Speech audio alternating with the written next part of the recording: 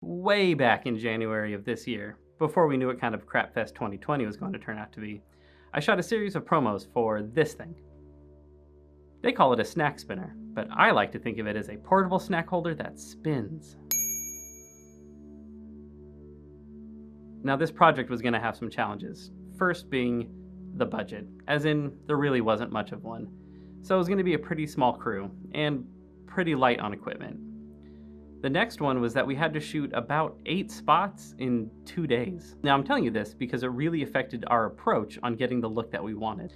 First, we decided that we would shoot on the Panasonic S1, mainly because I owned it, but also because it has great dynamic range and really good low light capabilities. Now the director owns a set of Sony Cine lenses, which I really love.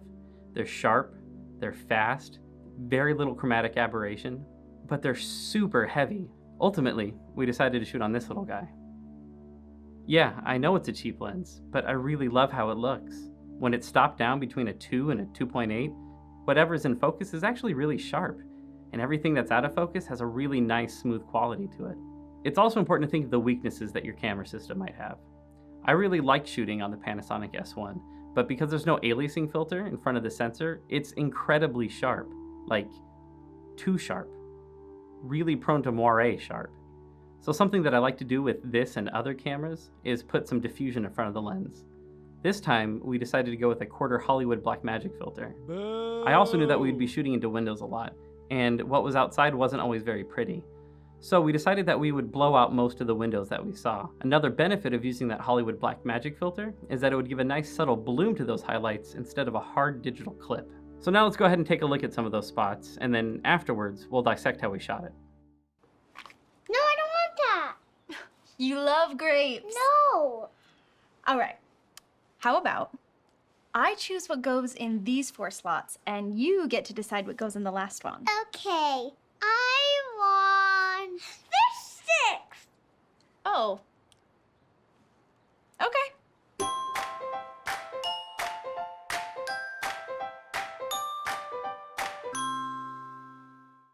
Let's count. How many spaces away is a pineapple? 1, 2, 3. Yay! Good job. Let's eat some. Hey! That wasn't bad. That wasn't very bad.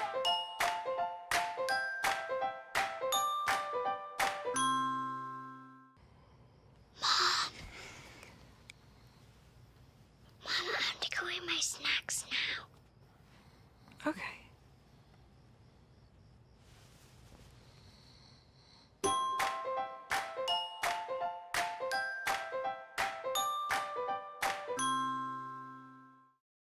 In spot number 1, we have mom and daughter sitting here at the counter. Let's break down the look. In overhead view, you can see our basic scene setup.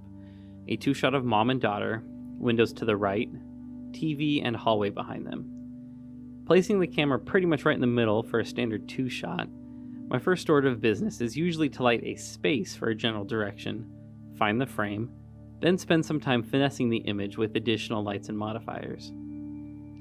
This being winter, we didn't have a full 12 hours of sunlight, and it would be changing its intensity coming through our main windows a lot as it moved throughout the sky. So a general rule of thumb for me is to make the windows my own, which is to say, make the sources of light under the production's control as much as possible. We did this here by using 2 2,000-watt tungsten lamps with a half blue gel on both of them. We shot through a 12 by 12 half grid, which would give enough spread to evenly blow out a window if it came into view, but still allow for some good directionality of the light. The 2Ks were a good choice for us since they were Fresnels, and we could easily spot and flood them depending on where we were looking in a scene, to easily control the direction and quality of the light being thrown. You can see how that large source paints our background in a nice, even quality of light. It's not too harsh, but it's still directional enough to leave some contrast and shadows. And you can see how it very gently rolls along our talent in front of lens. Now to keep that smooth flow of light across the front of their faces, let's move on to the finesse portion of our lighting. Here we have a small 1x1 LED panel, bouncing into a 4x4 beadboard. The LED panel was probably at about 5,000 Kelvin to match the color temperature coming through the windows. Now this will help wrap the light gently across our talent's faces, and also when they look towards the lens, it will help their eyes pop by being a bright reflection in them. To help keep some good contrast on our talent in a home full of white walls, we just walked in a 4x4 solid as close as we could to frame to help create a distinct shadow side. We allowed it to be open enough, however, to afford us this small and pleasant kick from one of the walls out of frame. This helps give some nice definition to our cheekbone right here. As for the background, we just left one of the doors open in the hallway so it wouldn't be a totally dark pit, but still dim enough to give the back some overall shape. Of course, there were 2 other angles, but we didn't really change much lighting-wise. We just shifted our negative and fill light slightly to help keep a constant shape. Next up, mom and daughter under the counter in the kitchen. Again, similar camera settings and angles as far as our talent is concerned, but having your actors up against a wall and with something over their heads can be a real lighting challenge. You have to figure out how to dig that light in to where they're positioned, and then deal with potentially unattractive shadows being so close to a wall. Of course, unattractive is a relative term here. My unoriginal solution to almost all lighting problems on set? Big soft sources. Again, a 12x12 source, 90-ish degrees from talent, but this time a 6x6 frame of quarter silk out the background windows to give us some push from behind. This will also help blow the windows out evenly. Here you can see the effect the Hollywood Blackmagic has on our hot spots. It's a more pleasing bloom and roll-off as opposed to a hard digital clip. Now in reality, the 2K on the right that's functioning as our key was probably closer to being in line with the camera, and slightly angled towards our talent, but I'm sure we tried a couple of options.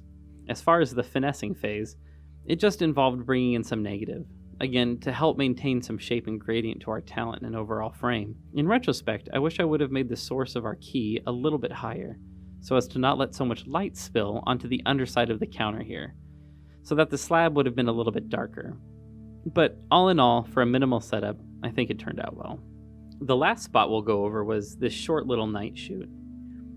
It actually being night, we didn't need to block out the windows or anything, and we kept it pretty basic.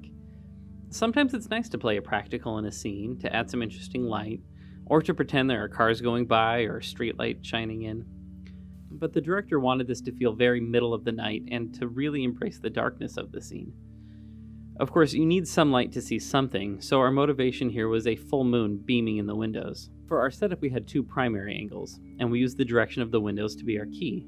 We again used another 2K, but this time with 2 full blue gels on it. And we used the barn doors to create a cut in the room so that it wasn't being blasted by the blue light. To finesse our look, we utilized a 4x4 bounce over the nightstand to help fill in some of the shadows on Mom's face. And over here we used a 4x4 opal to just take some of the edge off of the light that would be falling on the daughter. We kept the backgrounds pretty dark for the most part. Again, camera settings were pretty much the same, but this time, because things were pretty dark, we decided to boost the ISO up to 4000. So there you go, a look that was pretty much determined by our need for speed. How do you think it turned out? Would you have done anything different? And now for a segment that I'm unfortunately going to be calling the vocabulary, where I take some time to go over some of the phrases and equipment that some people might not be familiar with. First up, what is a quarter Hollywood Blackmagic filter? Diffusion filters come in different strengths, and this determines how much of the incoming light is going to be diffused. The type of filter we were using is called a Hollywood Blackmagic filter, and it does a couple of things that I really like. First, it takes bright highlights and creates a subtle, soft glow around them. It also reduces the contrast between highlights and midtones, particularly on skin, which helps create a nice, smooth transition. Another thing that's really nice about it is that even though it's a diffusion filter, it can still help maintain really deep, rich shadows and black areas of your image. I also briefly mentioned a Fresnel light, or Fresnel if you enjoy saying all the letters in a word. A Fresnel just refers to a type of lens, and looks like this. I won't go into the science or history of how it works, because there's a lot of better videos on it than I could ever make.